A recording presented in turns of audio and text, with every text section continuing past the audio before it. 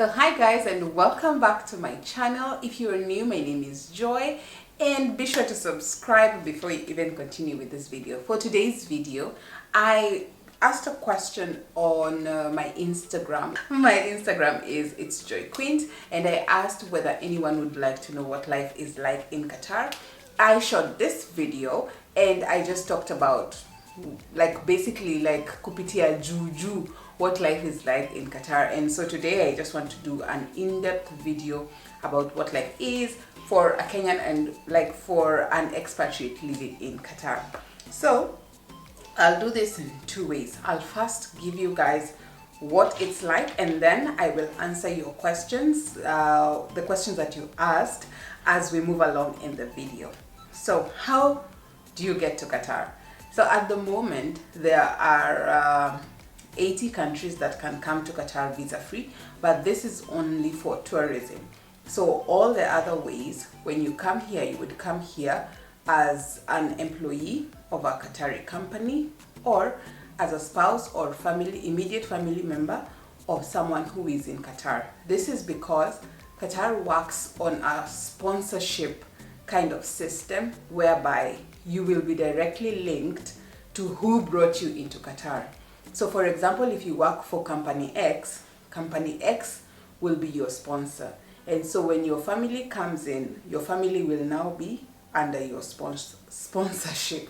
That's how it works. So people who come, even those who do white collar jobs and blue collar jobs, they all have a sponsor. Even if you're coming to work as a domestic manager, you're coming to work as a shop attendant, or like in the supermarket, all of us are under sponsorship, and all this is written on our Qatari IDs. So that's how you'll find yourself here. Well, they don't have, you cannot apply for citizenship, or can you? They sort of opened it up, but the rules are so strict. I don't know how many people will meet those qualifications. So that is basically how you come to Qatar. And let's see. One of the questions I got from Susie was the culture. What's the culture like? Qatar is an Islamic country, so the culture is mostly Arabic. That's what the culture is like. But I think what Susie was trying to know is how things are, how things are done, or culturally. So we rarely get to see many Qataris, I think, because there are very few. So the community here is jam-packed with expatriates, and it's people from all over the world, all continents. You will find them here. So the religion is the main religion is Islam. However, we have other religions who are allowed to also practice in the country, including Christianity, Hinduism, which other one did? All others. All others. Yeah. We have all those, everyone is there. They dress in their traditional Qatari attire, which is their abaya, and I'll just call it the kanzu for the guys. Yeah, they wear the kanzu. I've noticed that people from other nationalities also tend to dress the same way. When they are in their traditional attires, they tend to dress the same way. You know, they follow everything that is basically part of the Arabic culture, and it is heavily influenced by the religion. And then someone asked me, Fritz asked me if there's a Christian community. Yes, there is a Christian community here. For example, I fellowship at Doha Fellowship, which is of course it's a church. So at Doha Fellowship we have people from all over the world. The elders of the church are from South Africa and from other countries, and we also have a Hindu service still at Doha Fellowship. So there is, and apart from just the fellowship that people have in church, there's also home cells, home fellowship for different areas where people just meet, for Bible study and all that. I work shifts, so I don't have a home study. However, my friends and I, we have an Ushirika group where we meet and we fellowship and we worship together. Yes. And then someone asked me, Sarah asked me about education. So one thing, education in Qatar is very, very expensive. Like, it's just dollar signs from the time you have a 3-year-old going in for daycare to when you have a 12-year-old in year 7 like we do. It's really, really expensive. You will be blessed if you work for a company who caters for your education. I know for some companies it is a pack that comes with your employment package. So like they pay the fees, you pay the fees, and then the company reimburses you. To give you an estimate, for example, if you have a child who is 3 and going for daycare, 3 days a week, the ones that I have asked was coming to like 2,300 Qatari Riyal. If I'm to do it in USD, that will be about 630 USD per month. This is approximately 63,000 per month for daycare for 3 days from 8 a.m. till 11:30 p.m. 11:30 a.m. or till 1300. Yeah. And if you have someone who is like in junior high, let's say like year 7, yeah, like class 7, the fees per term will be like divide 2.6. This will be like 3,205 USD. That's about 320,000 per term per student. And this is not inclusive of uniform, it's not inclusive of transport, it's not inclusive of food, but it includes stationery at least. Yeah. So that's how the education is. They also have universities. I noticed when I was looking for a university to do my MBA, when I did my research on the universities here in Qatar, despite the fact that they are expensive, most of them are really centered around STEM, that's science, technology, and math, I think, here. So they're not really focused so much on like the humanitarian end. I know Qatar University has got a humanities and a business school. Georgetown University is also here, and it also has like a business school. But most of the others are very centered around science. Yeah. So yes, they are universities. The best thing is you're able to apply for a scholarship. So if you get it, however, they also don't have like part-time class. So you have to choose, either you're working or you're in school. So there's no luxury of like going to work and then having an evening school. However, I've seen slowly there are institutions that are coming up that are offering like short courses, like if you want to do something in project management and that, there are some I wouldn't call them colleges, they're just like institutions that offer the courses, and then you do exams like with an international body. Yeah. And then my friend Michelle, by the way, Michelle is in Dubai, and she also has a YouTube channel, so I'm going to link her channel up here. Be sure to check her out and subscribe to her channel. Michelle asked me, what is it like paint a picture. So I'll tell you what, I'll paint a picture of you of what, no, I'll actually share with you my first experience when I came to Qatar. So we left Nairobi at around midday. Those days the flight used to leave at midday, and we arrived Doha at around 6 p.m. And when I got out of the aircraft, first, the microwave that hits you reminds you, by the way, you're in the desert, like it is hot. Right now we are used to it. Somehow we are used to it. But that first day, like you get out of the aircraft and all of a sudden, you're just drenched. Like you just feel really, really hot. It's very, very humid. And the infrastructure is magnificent. The architecture is impeccable. Like you just feel like, whoa, I'm in another place, you know. So then the other thing that I noted when I first got here was that the roads are very good. I know, as it being a Kenyan, you're used to bumpy manenos, but it's it was amazing to be in a place where the roads were just fine. As in, the roads are well lit, the traffic lights work, there are no cops on the streets. Yani, unashanga, kuna taa kila mahali, like, everywhere it's just lit. Like, everywhere is lit. Like, the streets, they've put madoido, the, what are they called, mate? The traffic lights, not the traffic lights, street lights. The street lights, they change color, becomes pink, nini, yani.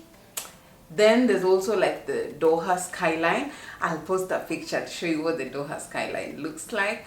So that's generally what it looks like.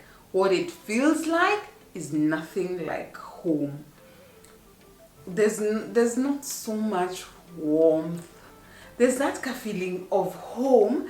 You know, I don't know if it's an African thing, but there's just that feeling of so much warmth. Like, even when you arrive in Nairobi, the guys at the airport will say hi to you. As in, kuna tu joto fulani about being home that is not here. People are all about minding their business to a T. As in, yani to a T. People really don't care about the next person. As in, very few people will yani, it's a little cold, for lack of a better word. And that minding your business, I struggled with it, because, for example, you go to a store and you know these things for selling sunglasses, the way they revolve, and you would see a child turning it round, yani anataka izunguke kabisa. My heart is like, oh my God, mtoto atavunja hizi vitu. So what do I want to do to tell that kid to stop? My husband just held my hand like, hapa si Kenya. Even if this kid breaks it, the parents will pay for it there and there. So mind your own business.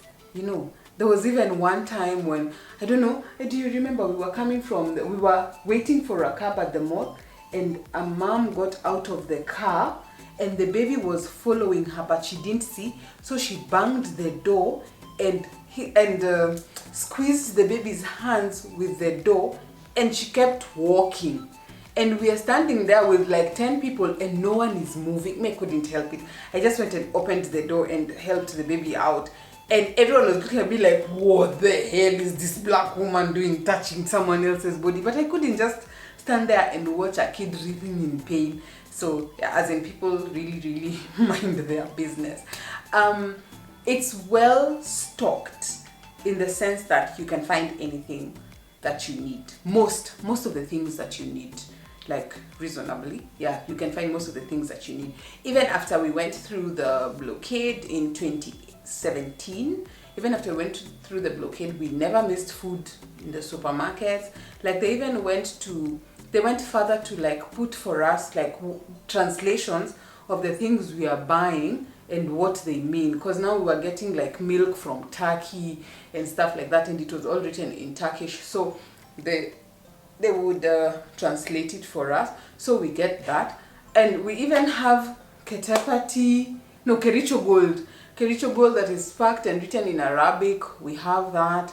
You can even find Taifa, maize flour now. Like, it is very well stocked. So their malls are where majority of the people spend their time and of course their money.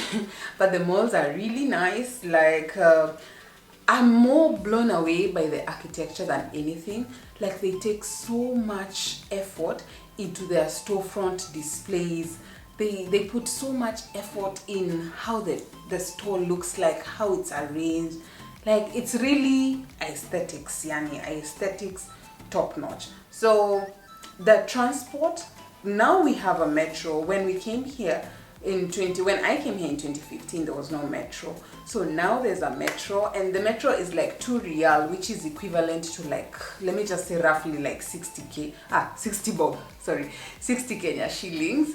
So the metro is very affordable, like super affordable. Like, you cannot compare it to taxis, definitely, because the base charge for a cab is 10 real, which would be like almost 300 Kenya shillings. So, and it continues per kilometer. But with the metro, you can buy one ticket and it is one way. You pay 60 Kenya shillings equivalent. And the metro goes to all the major places. So like for us, we stay near a metro station. So we were using it. But due to COVID-19, the metros are closed right now. Yeah. So that's about the transport. What else? So that's really how it is. I'm forgetting. Accommodation is expensive, and I think it's synonymous with all other Middle Eastern countries. Accommodation is expensive. I don't know whether the cost of construction is very high, but what you get here, you would just be a baller back home. Here, a basic studio, yani bed sitter, let me not even call it a studio, like a bed sitter would set you back a cool 70,000-80,000. That's like $800 for a bed sitter. So you can imagine, like someone who has a family, you need like a 2-bedroom, you end up paying maybe close to 150,000 Kenya shillings. That's 1,500 USD for a 2-bedroom apartment if you're lucky. In some places it's even worse. And then now for those people who wish to have like a really posh lifestyle, it gets higher and higher and higher. You find people who stay in houses that are like at the Pearl. The Pearl is like posh areas, and their rent is very expensive. Like you can find what, a 1-bedroom for 7K or a studio for 7K. A studio for like 7,000 real, which is roughly 210,000 Kenya shillings. So yes, accommodation is expensive. You pay for your accommodation in advance in the form of post-dated checks. So you just know your rent is going to be deducted every month. So there's no meeting with your landlord. Sometimes we don't even know our landlord, by the way. We don't even know our landlord. You just see his name on the lease. And another thing is that when you get your lease has to be consigned by the municipality of the area where you stay. So with that document being signed, then you can invite your family, your immediate family, to come and visit you when you need a visit visa. If you don't have that, then most probably you'd have to use a hotel, which is very limiting and still expensive. Yeah.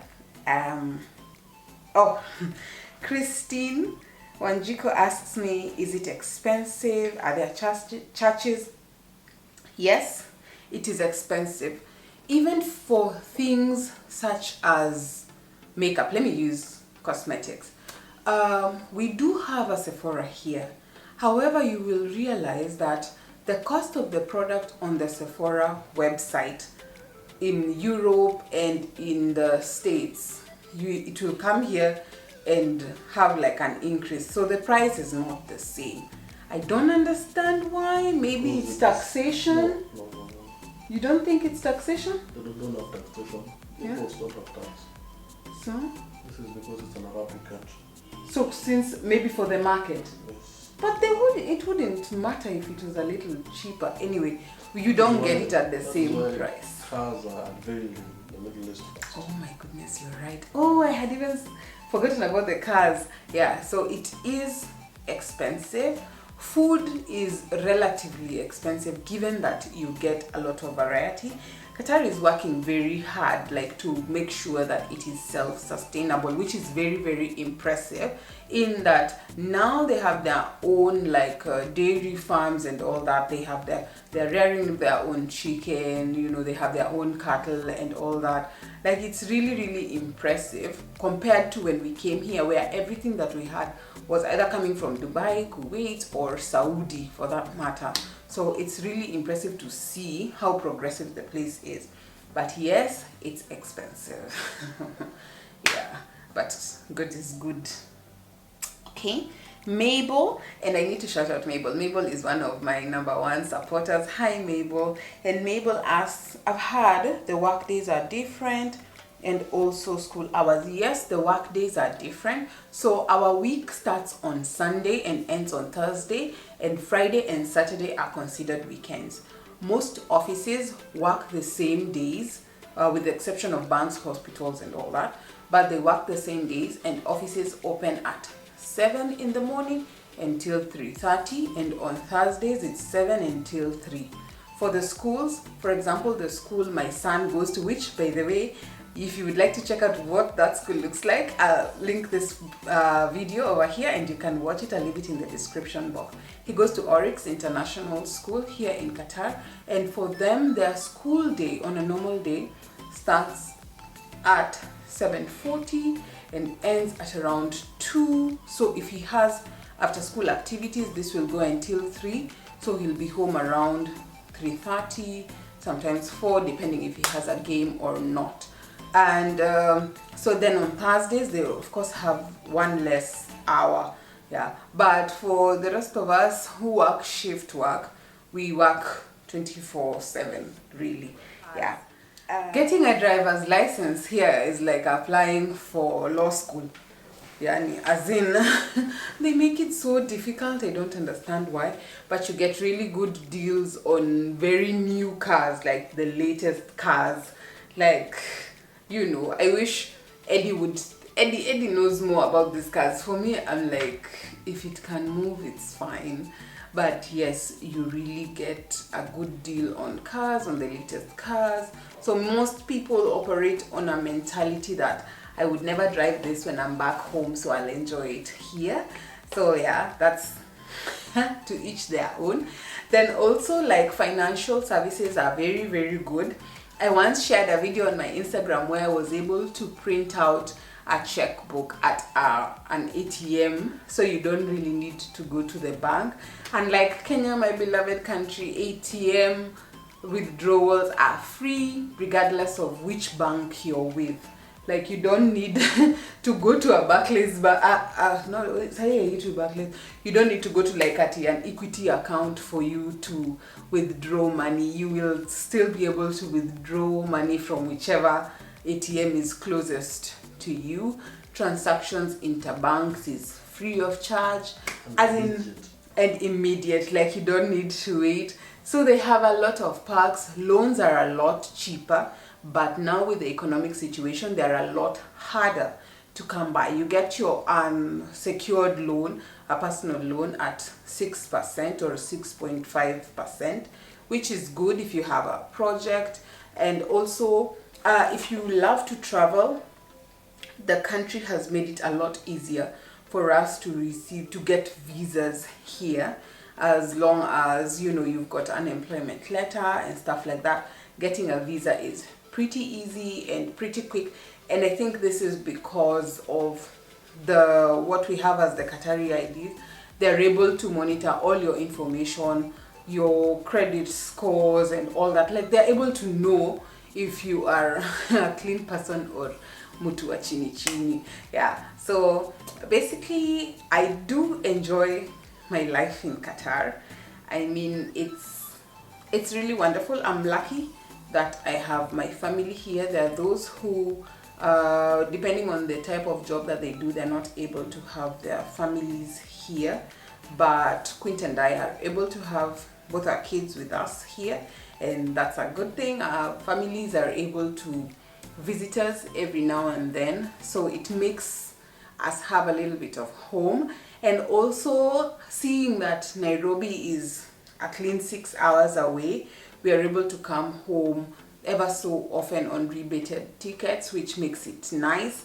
Like, it's only now because of COVID-19 that we have to find other ways of finding ugali, but usually us guys would come with everything from Nairobi, from onions to meat to mrenda to everything, to ugali to even cocoa and roiko. But now we've had to like adjust because, you know, this is our new normal. So guys, I really hope you enjoyed this video, and be sure to subscribe. Let me know in the comments what else you would like to know about Qatar. I'm sure probably someone has a question out there, you know, and I've managed to answer, at least based on my experience. I can't tell you what dating is like here. Of course, I don't know what it's like to date in such a community, in such an environment. I don't know about clubbing and all that, but I know kuna club, right? Like in hotels. I know there are clubs and all that, but I don't know. I know many artists come here. J-Lo was here, Maroon 5, Bruno Mars was here. Anyway guys, thank you so much for watching, and I will see you in my next video. Bye bye.